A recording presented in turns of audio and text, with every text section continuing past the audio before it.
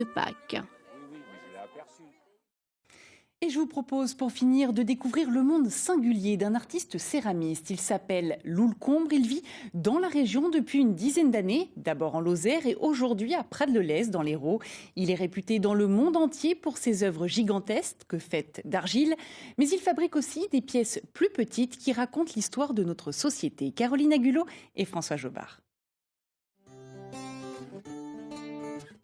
Sur ces embarcations, des réfugiés d'argile fuyant les conflits et la misère. L'artiste met en scène le drame des migrants, mourant par milliers sur cette Méditerranée devenue leur cimetière. Dans son atelier à Prades-le-Lez, Loul Combre démarre sa journée de travail au petit matin, toujours avec la même soif de créer. Dès l'instant quand on travaille la matière, on n'est même pas considéré comme artiste, on est un artisan. Mais je le revendique aussi, je suis un artiste, créateur. Son inspiration guide ses mains, à moins que ce ne soit l'inverse. J'ai pas besoin de dessin, les choses se construisent, viennent au fur et à mesure. Il y a quelque chose, il y a une frénésie, il y a une... Moi je suis boulimique de tout ce que je fais.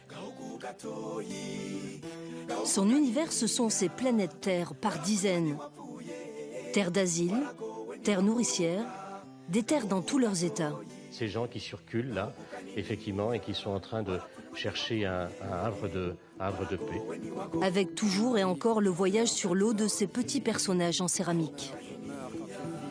C'est un groupe de gens qui ont trouvé un lieu et c'est un peu comme, je dirais, comme une éclosion. Voilà. C'est un peuple qui est en train d'éclore parce qu'il a trouvé un endroit idéal pour habiter. C'est ce que je souhaite à tout le monde, d'ailleurs. Le créateur humaniste, sensible aux questions de société, revendique aussi un brin de folie. Spécialiste des cuissons de pièces monumentales, il réalise des performances en public partout dans le monde.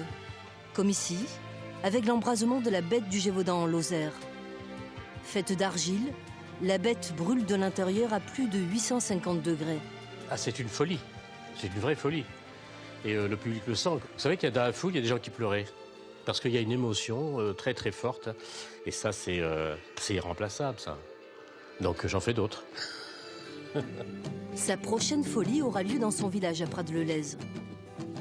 Ce bisou est la maquette de sa performance gigantesque prévue au printemps. À coup sûr, les deux amants prendront feu.